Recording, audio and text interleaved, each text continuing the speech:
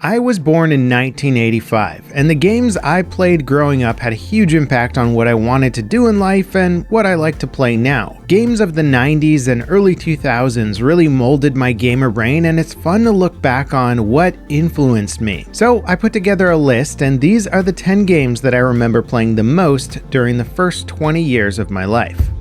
Now, the family computer was where I did most of my early gaming, and the very first game that I bought with my own money was SimCity 2000 from Maxis. I had played and enjoyed the original SimCity on my friend's DOS PC, but SimCity 2000 was truly a leap for the franchise. It came out in 1993 and shifted the camera perspective to a 3D isometric view, giving your city a much better sense of scale and depth with all kinds of advanced new features. And sure, rioters burned down my first city because they wanted water or something, but after reading through the lengthy manual, I really started to understand city building much better and was building arcologies in no time. SimCity 2000 really showed me just how insanely obsessed I could get over a video game that just spoke my language. And honestly, it's a good thing they didn't track usage hours back then because, well, I'm kind of afraid to know just how much I played that one.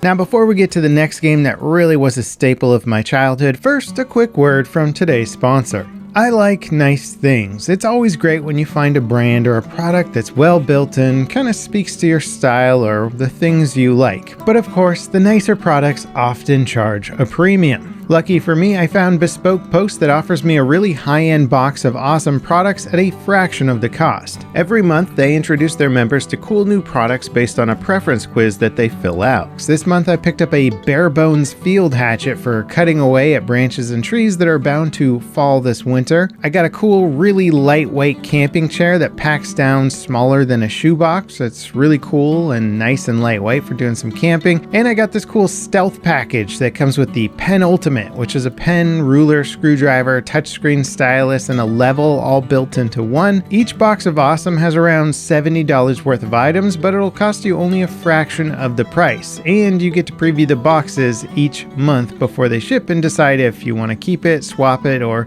even skip the month for no charge. 90% of the products come from small brands, many of which are based here in the US. I also think Bespoke Post is a great site for finding gifts for people that you care about. They have a lot of options, and if you don't have any good ideas off the top of your head, you'll likely find one while looking at the products. Also, new subscribers get 20% off their first box of awesome. So go to bespokepost.com/levelcap20 and enter code levelcap20 at checkout. The link is in the video description. Alright, back to the second game. Now, PC gaming was fantastic, even back in the 90s, but of course, all my friends had consoles and controllers, and my dad made me a deal that if I learned all of my multiplication tables, I could get a Sega Genesis for my birthday. And man, did I math the heck out of that assignment. In no time, I was playing Sonic the Hedgehog 1, 2, 3, and Sonic & Knuckles, which had the lock-on adapter cartridge.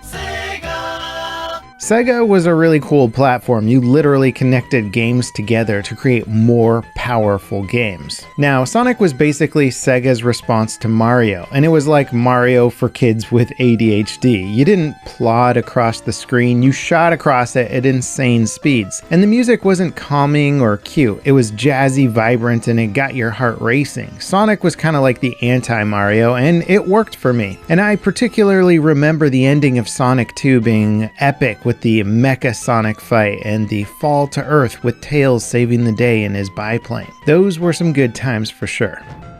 Now, of course, I couldn't stay away from PC gaming, and Bungie was one of the first PC game companies that I truly started to fanboy over. I even went to a Bungie fan convention during the pre-Halo era, if you can believe that. Their Myth series of RTS games showed me a fun new way to play strategy games where everything was focused on unit movements and tactics versus any sort of base building or economics that you might get with, say, Command & Conquer or Warcraft. Myth 2 Soulblighter was really the best of the franchise, featuring a great campaign, but also a multiplayer so good that it may have kindled the competitive gaming spirit within me. The game modes were crazy, featuring medieval-style combat with massive explosions built into it and a fun physics system. It even had one of the earlier versions of Bungie's iconic announcer voice. Flag captured. Plus, the modding scene was alive and well. I ended up playing a lot of Recon, which was a total conversion mod for the game that turned it into a bloody Vietnam multiplayer scene. Teams of soldiers were distributed at the start, and players would try to work together to hold the line and fire grenades towards each other for bloody, gib-filled kills. Now, every once in a while, there's a paradigm shift in the entire gaming world, and for anyone gaming in 1996, that shift was the Nintendo 64. Everyone I knew had this console or was saving up to get this console. The games were next level epic, the controllers were next level garbage, but somehow nobody seemed to care. The N64 featured some of the best games of its era: Mario Kart, GoldenEye, Smash Bros. It showed that Nintendo didn't need the best hardware to have the best gaming experience, but the game that took things to another level and was almost certainly one of the most popular games in the world at that time was The Legend of Zelda: Ocarina of Time. A 10 out of 10 IGN, no joke. This was the best game I had ever played up to that point. I bought the gold cartridge edition on launch day and stayed up the entire night playing until I beat it. The Ocarina of Time showed what video game adventure could be like, and they made it accessible to everyone. The puzzles, the combat, the beautiful land of Hyrule. If you weren't already a Zelda fan at that point, this game made pretty much every gamer a fan overnight. Hedgehog. Now, if you were a PC gamer in the 90s, chances are that you went to a few LAN parties back in the day. Small garage parties or giant warehouses filled with beige PC towers and giant CRT screens. And why on earth would you schlep your computer over to somebody's garage? Well, back then the internet sucked. So basically the best way to get fast pings and good voice communication was to literally just plug into the exact same switch, host a game on the local network, and then just yell at the people gaming around you. And for these events, Unreal Tournament became a quick favorite among friends. Double kill, multi-kill. The gibs, the insane speed, the trash talking. It was one of the best LAN games of my era. Playing on facing worlds with low gravity and insta-gib was the popular meat grinder of its time, and we played the heck out of it. It was sort of like the more goofy, approachable version of Quake 3 Arena, and I was all for it. Now, of course, the other top-tier LAN game of choice was Counter-Strike. If you were a PC gamer at that time, Counter-Strike was just simply ubiquitous. Even if you didn't like it, you probably played it a bit. I played it endlessly with a group of friends in high school, and we would even challenge other teams at school, and then we'd have a LAN party in somebody's garage for an all-night tournament. I don't even remember what version of Counter-Strike I started playing, but I do remember feeling that Counter-Strike 1.5 was when I enjoyed it the most. It was wild how much time you actually spent peeking the exact same corners on a blandly textured map, and I truly shudder to think just how much time went into Dust and Dust 2 back in the day. But that time probably pales in comparison to the amount of time I spent grinding Diablo 2 to max out my Ice Orb Mage with her 2 Stone of Jordan rings. Diablo 2 was the action RPG. There was sort of action RPGs before it, but Diablo 2 basically wrote the rules for what an action RPG should be, and basically every single other game followed in its footsteps, and in my opinion, haven't really been able to truly capture its demonic magic. Even playing the game again with the recently released Diablo 2 remaster, I can't help but appreciate the mastery of world crafting music and the truly unique monsters and bosses. And somehow it never got boring. Okay, maybe it got a little boring, but oddly the drive to min-max characters was strong enough that the time I spent in Diablo 2 may indeed rival just about any other game I've ever played.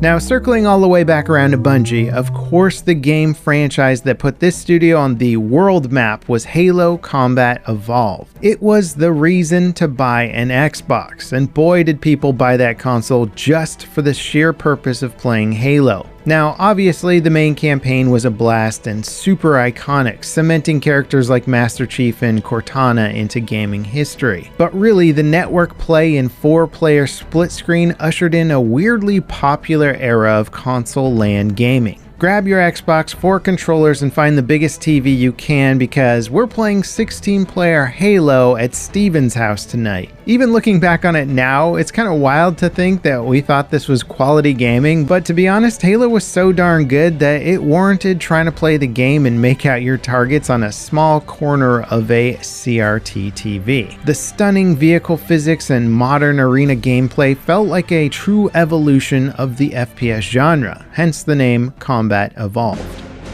Now, the next game that had a major impact on me growing up should surprise nobody who's been a longtime fan of this channel. When Battlefield 1942 dropped on my PC in 2002, it changed the reality of what an FPS could be. Up until that point, small, cozy style FPS maps and limited player counts were pretty much all that most gamers knew, until Wake Island, aircraft carriers, and tanks blew that limitation apart. DICE came rolling onto the scene with an instant hit with their World War II FPS sandbox that was pretty much a must-play for anyone who owned a PC. I played that game so much that people didn't want to play against me at LAN parties. I was that guy, the only one who knew every vehicle, spawn location, map strategy. It was brutal and I enjoyed every second of it.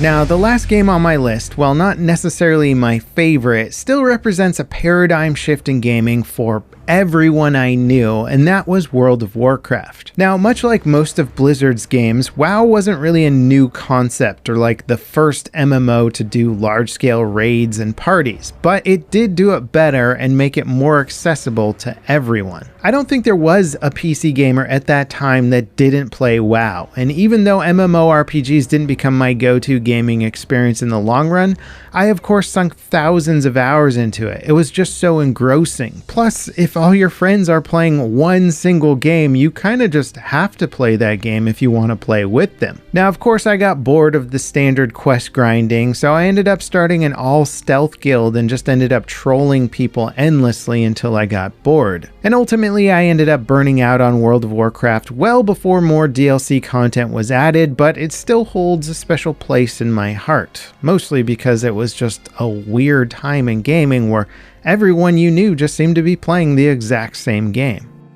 Now, those are the 10 most influential games of my childhood, but of course there were hundreds of other honorable mentions like Command & Conquer, Homeworld, Escape Velocity, EVE Online, Half-Life, and just too many others to count. But in terms of what captured my attention the most and what immediately pops into my head, those are the top 10. I'd be curious to hear about what games made you. Let me know in the comments, and again, check out today's video sponsor, Bespoke Post, linked in the video description. And next up, check out this video on games with the best graphics ever made. As always, thanks for watching, and I'll see you next time. This is Level Cap, signing off.